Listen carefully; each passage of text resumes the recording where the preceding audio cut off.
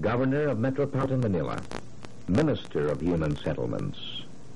Aside from these posts and responsibilities, she carries one more distinction. She is her people's pride and glory, her country's #1 ambassadress of goodwill.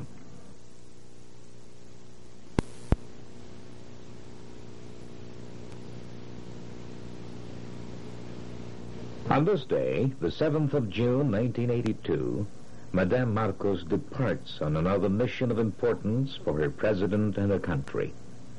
Destination, the People's Republic of China.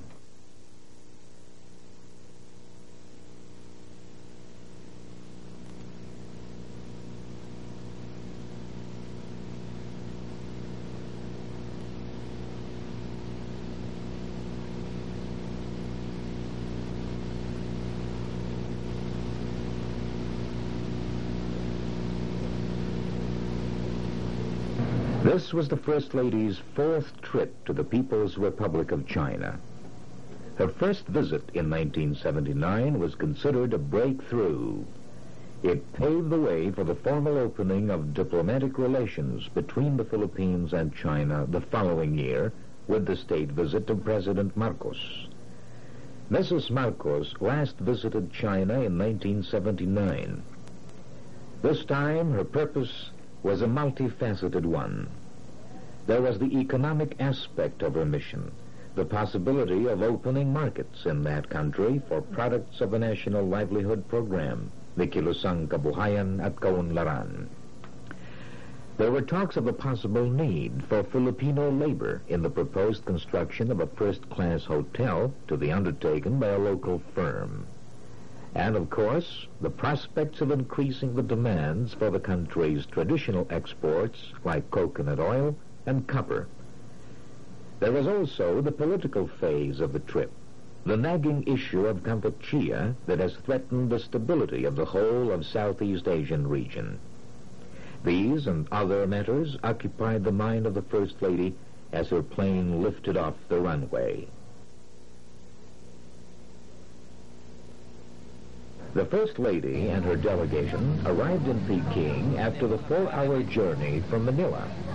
Welcoming her upon her arrival at the Peking Capital Airport were the National People's Congress Standing Committee Chairman, Si Zhongsun, and Special Advisor Han Yanglong. Very well, thank you. Very well, thank you.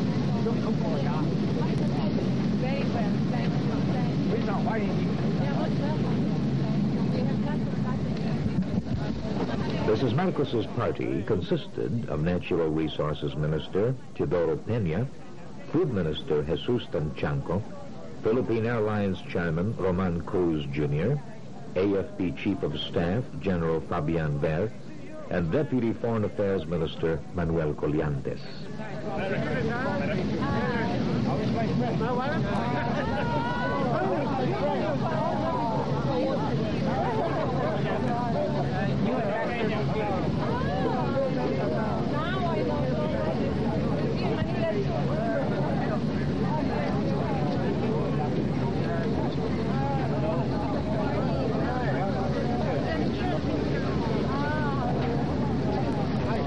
Anticipating a hectic schedule ahead of them, the Philippine delegation was quickly whisked away to the official guest house, where the party was to stay while in Peking.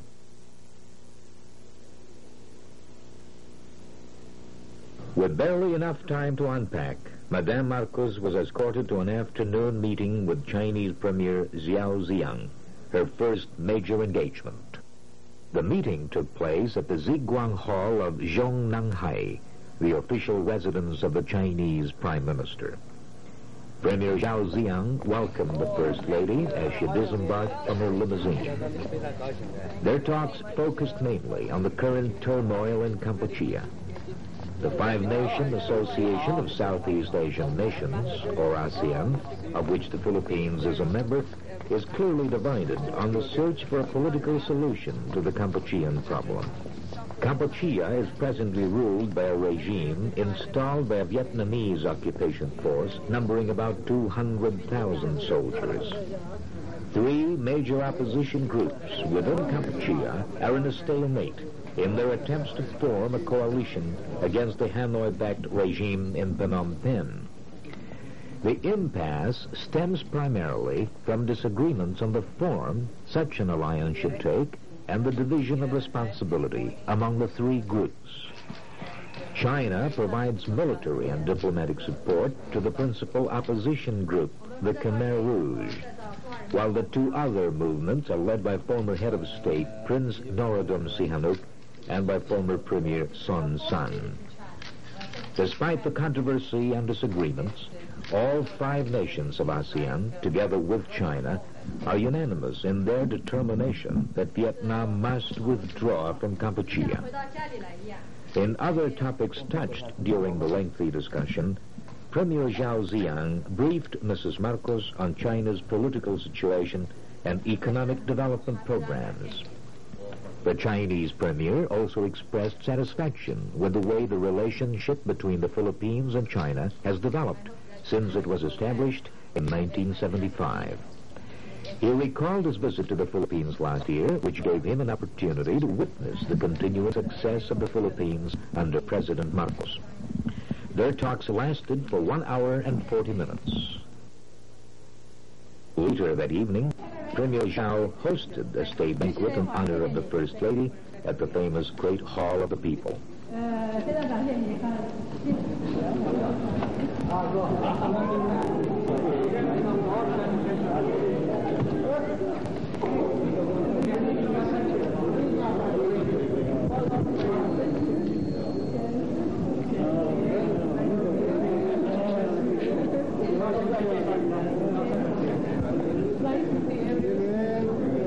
Deputy Chief of General Staff.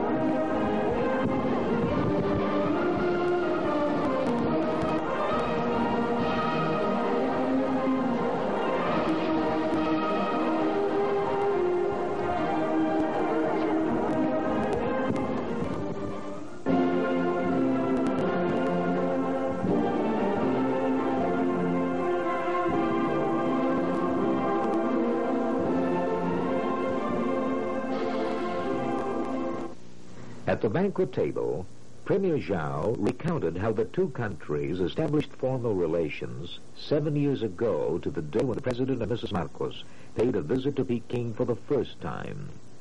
The Prime Minister concluded his speech convinced that the current visit to China by the First Lady will further strengthen friendly ties between the two countries. 在马克思总统阁下的领导下，菲律宾政府方面在发展国民经济和民族文化的事业中所取得的重要成就。那次访问给我留下了亲切的和难忘的回忆。今天是6月7号。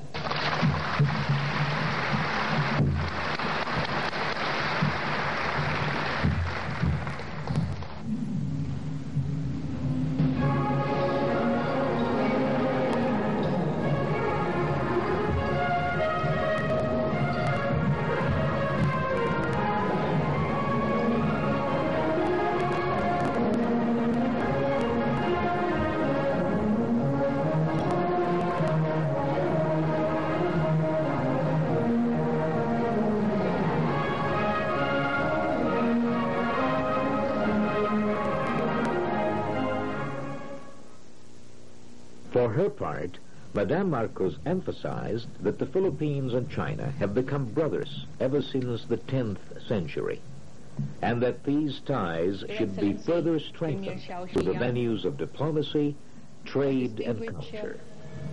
Officials of the People's Republic of China here present this evening, our dear friends from this great country and friend of the Philippines, the People's Republic of China, ladies and gentlemen, no words can adequately express the gratitude of the Filipino people and the Philippine government, and my own deep appreciation for the generosity of His Excellency, Prime Minister Xiaoping. We had just parted from a long, fruitful talk where His Excellency generously imparted his thoughts and the vision of the People's Republic of China for a more viable world for humankind. For this generosity, on behalf of President Marcos and the Filipino people, we would like to thank you, Your Excellency, from the bottom of our hearts.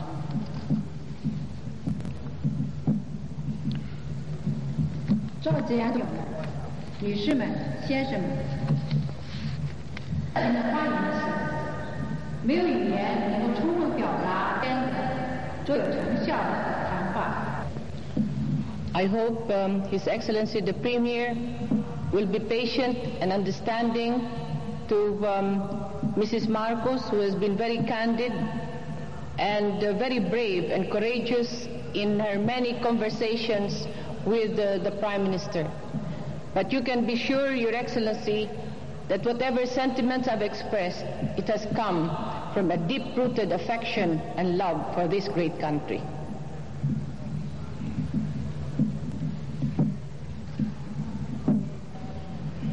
We are again here receiving the hospitality of the government and the leadership of the People's Republic of China to the Filipino people. Our hearts and our minds are warmed by the words of welcome of His Excellency and the people of this great country, aptly called Chunku, or the Center Kingdom or the Middle Kingdom. To be honored once again in this great hall of the Chinese people is more than what any person can wish for in a lifetime. Yet ours has been the privilege of being received 4 times as a guest of the great people of this ancient land of the People's Republic of China. We can reply to this kindness, Your Excellency, in the same spirit with which every emissary must ever receive the honors and kindness showered upon her. That our visit takes its meaning from the friendship between our peoples and governments, and that brief as it may be, we fervently hope that our stay will serve to deepen and strengthen the relationship between China and the Philippines, especially on the 7th anniversary of the resuming of diplomatic ties between our 2 countries. It has been well said that kinship between nations is not reckoned according to size and age, but by the intangible things that peoples and nations share with each other, especially its culture. We know this well in the bonds of friendship that had grown between our country and mine, your country and mine, in the course of nearly 1,000 years. The archaeological treasures that have been excavated in the Philippines, especially pottery, gold and others, dramatize the ancient relationship between our peoples. And these are mirrored in the customs and ways of our people, which today continue to bear the marks of enriching Chinese influences in our culture. In a sense, therefore, we are brothers. We are in one family. And it is fully in this spirit of close affinity that today we mutually strive to expand the areas of cooperation between our peoples. By the accidents of history, relations between China and the Philippines was temporarily disrupted for a time. But once again we find, to use the words of President Marcos, the old bridges restored and a new time of opportunity for our relations to broaden and to prosper. What began in exchanges and contact between our peoples in ancient times, we can today deepen and enrich, as we have indeed deepened and enriched in ties of cooperation and amity between modern states, to the venues of diplomacy, of trade, commerce, and especially rooted in our culture. The relationship between the People's Republic of China and the Philippines can be likened to a living tree. Constantly nurtured and cared, it grows fast and strong, unbended by strong winds that strengthened by mutual love and respect. This is why coming to China is not only coming home, it is the strengthening of our roots as brothers. Our people not only work together, think together, create together, but also feel together and for one another. We have a deep-seated common heritage, and we share a common region separated only by a strip of water. Philippine relationship with China reaches new heights, for our countries share a common goal to make our part of the world a viable, livable region and a fulfilled place for humankind. Like blood brothers, we dream the same dreams and say the same prayers for a peaceful human family. We, the Filipino people, its government and its leaders, are deeply appreciative of the many deeds of kindness and generosity that has been bestowed to the Filipino people. We can only reciprocate this with an equal gift of the spirit and of the heart, which is our eternal friendship for China that is deeply rooted in our race and in our culture. Xie xie and good day.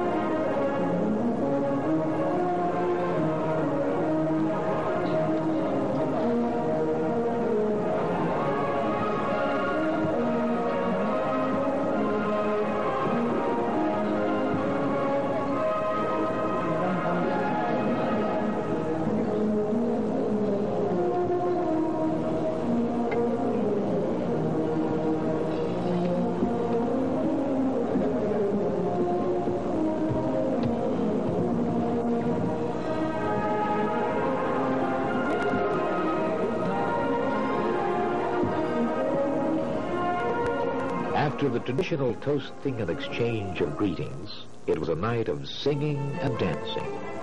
Her Chinese host surprised Madame Marcos by presenting Filipino songs like Bahay Kubo and Dahil Sa'yo as part of the program.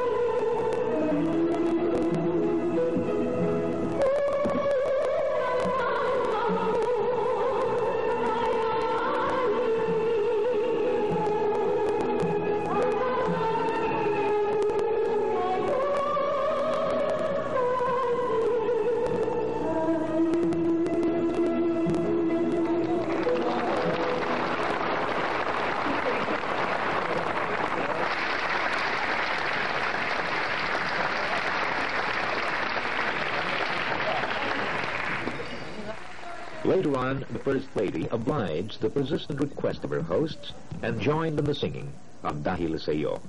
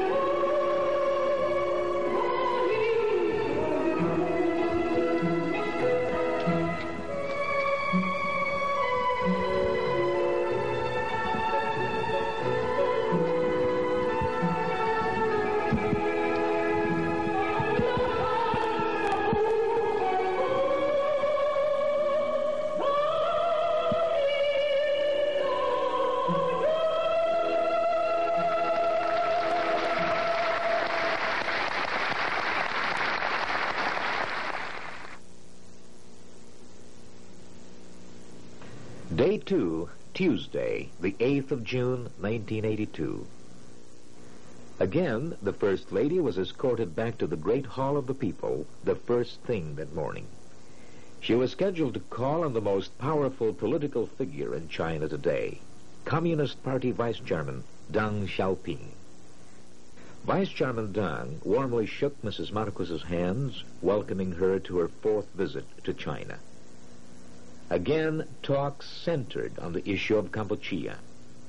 Both agreed that the brewing hostilities in the Indo-Chinese state are causing grave instability in the whole of Southeast Asian region.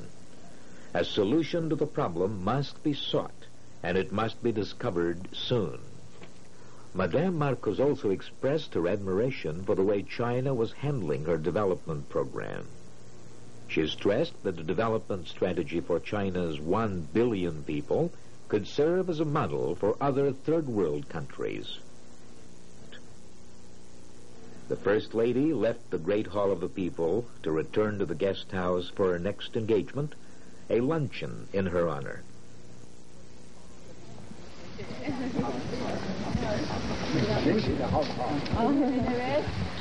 Yes and no. Very happy.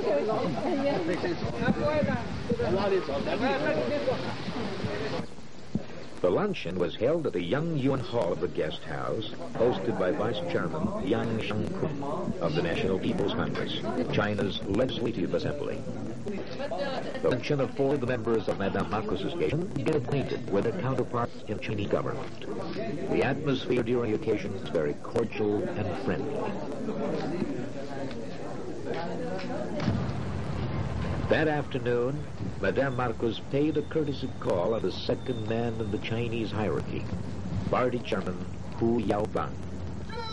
As with every official she was to meet during the course of his visit, Chairman Hu greeted the First Lady with sincere warmth and hospitality. During their talks, Madame Marcos pointed out how her hosts had been effusive in their hospitality. She related to the Chinese leader that as a consequence, she and her party had been completely overwhelmed. Chairman Hu, for his part, cited the need to develop bilateral trade and promised better incentives to Filipino businessmen. He also referred to the friendship between China and the Philippines and other members of ASEAN. Mrs. Marcos later conveyed President Marcos's invitation to Chairman Hu to visit the Philippines. Later that night, the Philippine delegation's last night in Peking, before they flew to the industrial port city of Shanghai, Madame Marcos hosted a return banquet in honor of Prime Minister Zhao Ziyang. The return banquet was similarly held at the Great Hall of the People. Mrs. Marcos and other Philippine officials stood in line to welcome the arriving Chinese guests.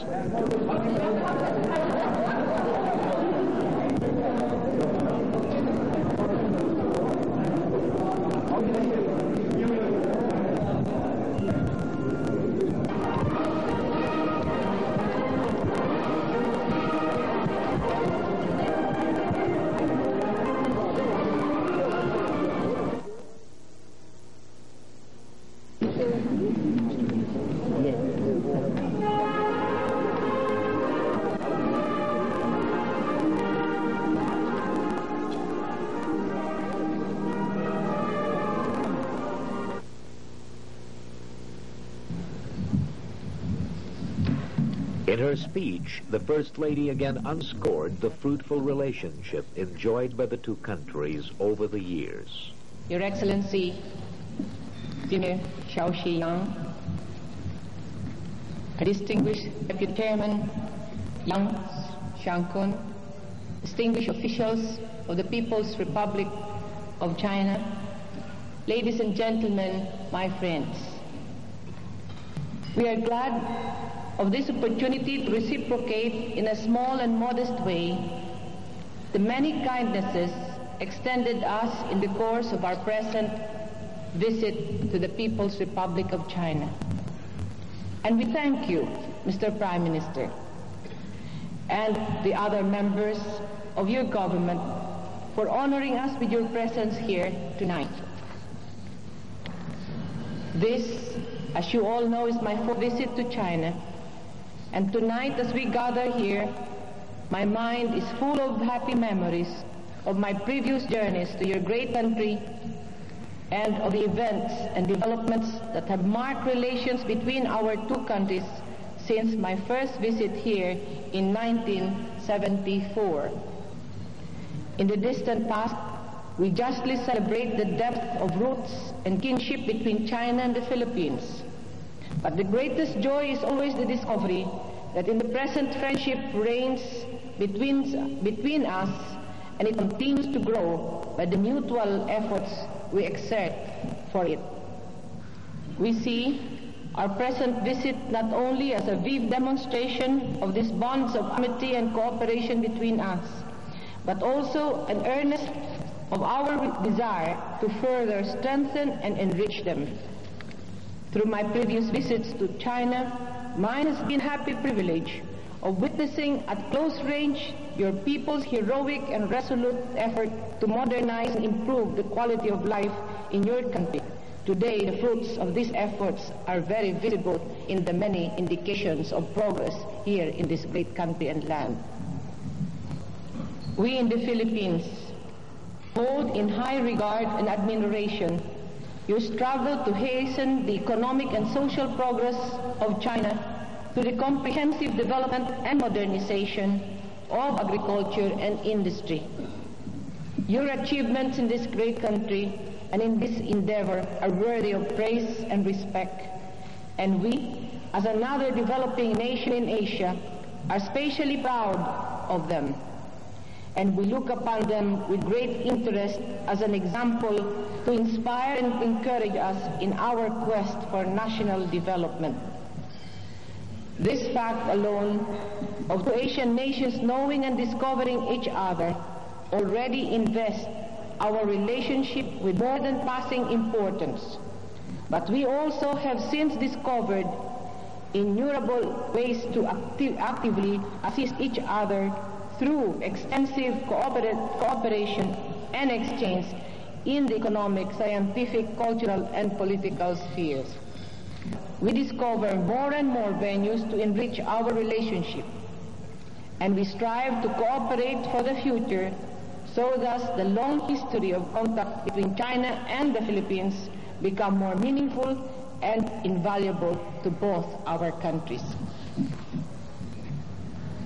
We are in no doubt, Mr. Prime Minister, that our present visit and our discussions with you, with the Chairman Gu Yaobang, and Vice Chairman Deng Xiaoping, limited by time but comprehensive in its discussion, will immeasurably help to crystallize directions in our relationship and enable us to seize opportunities that are ours to pursue and build upon. We think of all this tonight as we seize this brief and fleeting opportunity to play host to you here in your own great country, to return in friendship and affection what you have manifestedly showered on us, and to say to all that we pray for the health and continued success of His Excellency Prime Minister Xiao Shiyang, Chairman Yaobang, and also Deng Xiaoping, and the continued growth and prosperity of the People's Republic of China and closer relationship between our two countries. We know that the foundations of friendship that we are endeavoring and working for today will ensure deep and lasting brotherhood between our two countries, the Philippines and the People's Republic of China. Mabuhay to the great people of China. Xie xie.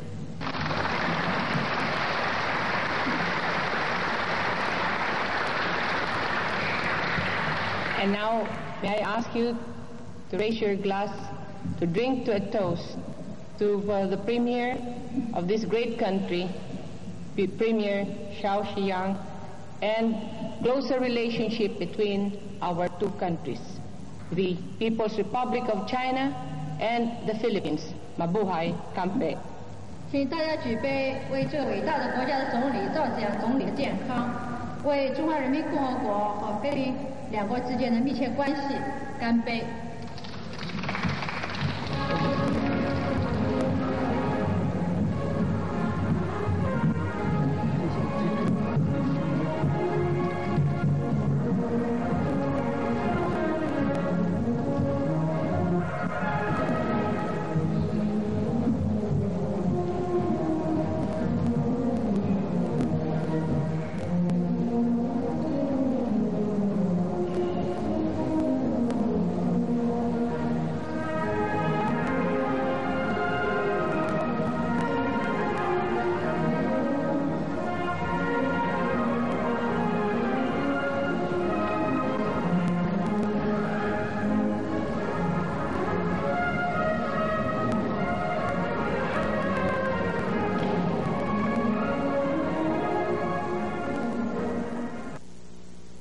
After all the formalities and speeches, the mood shifted again to one of festiveness.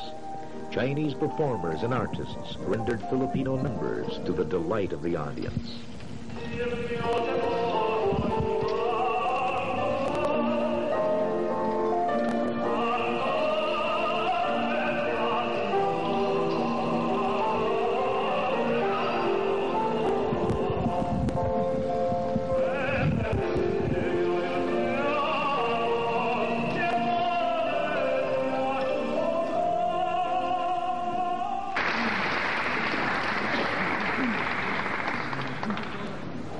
Native songs like Dan Dan Soy and Pavulinawan were sang.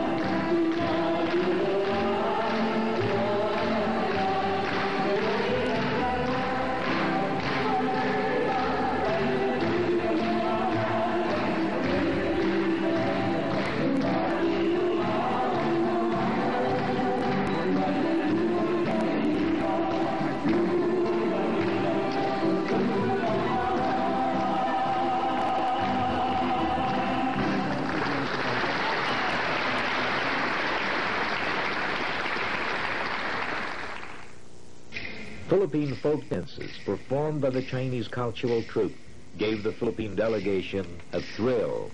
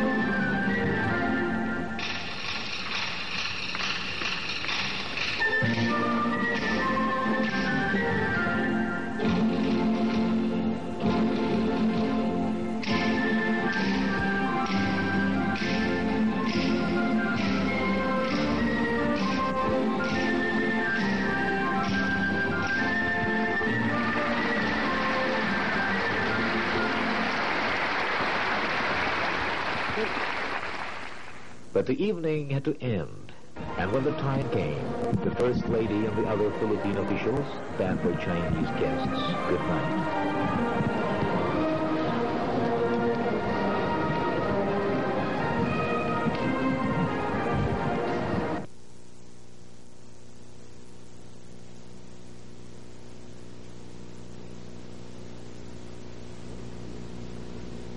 Day 3, Wednesday, the 9th of June, 1982. The First Lady and her party prepared to leave the capital for their next destination, Shanghai. National People's Congress Vice Chairman Deng Xiaoping was on hand to bid the Filipinos goodbye.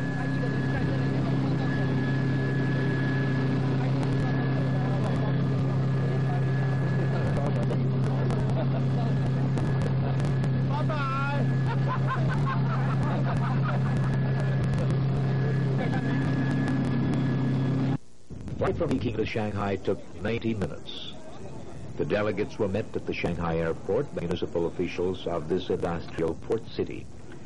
Like the reception they received upon their arrival in Peking, the welcome in Shanghai was warm and cordial.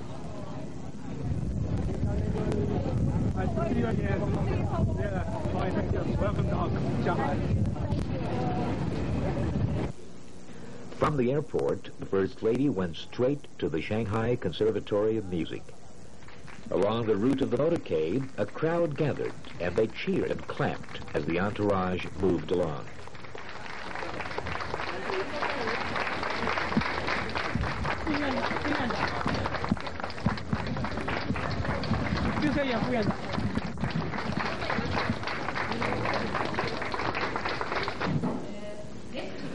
Upon her arrival at the Shanghai Conservatory of Music, the students welcomed Madame Marcos and serenaded her with a musical number.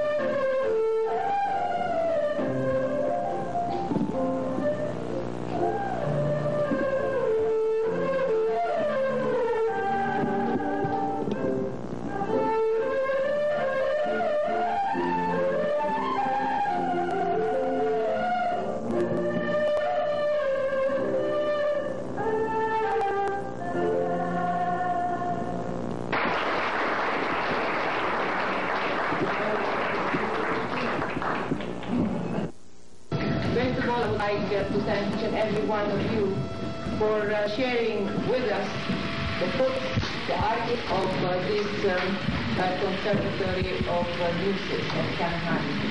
We are truly very privileged to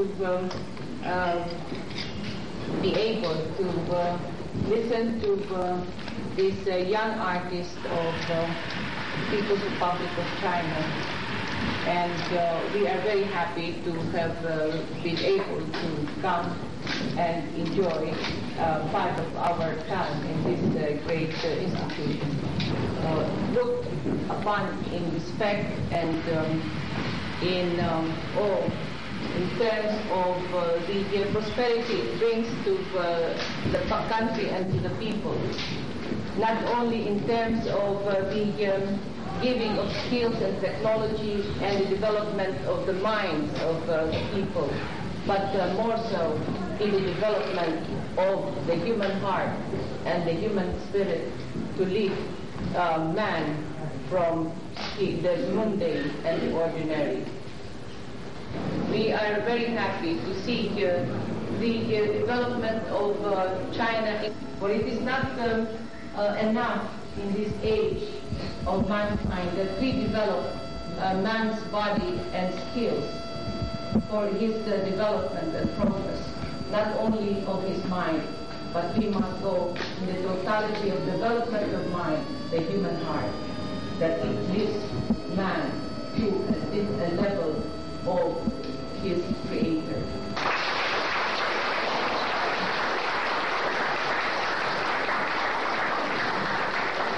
Therefore, of my delegation from the Philippines, we would like to thank you, Mr. President, Madam Vice President, and officials of the city of Shanghai for the joy and of being here this afternoon and having enjoyed an hour or so of beautiful music. And thank you for inspiring us so that we too will be able to further do something about our own artists and future in terms of the arts in our country. And most of all, thank you for the spirit of giving, of sharing what is beautiful in you as a people. From the bottom of our hearts, share.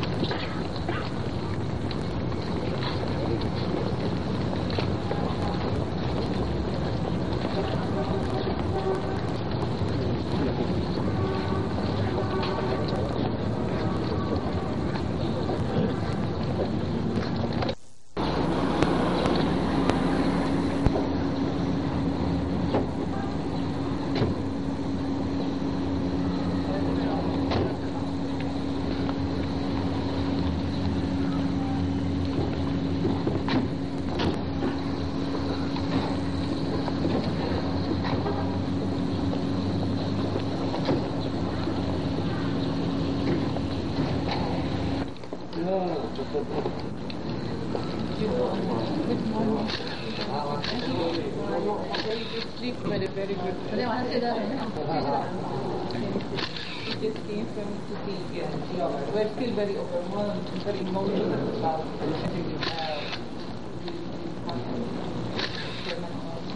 it is so much for me because I saw him twice alive.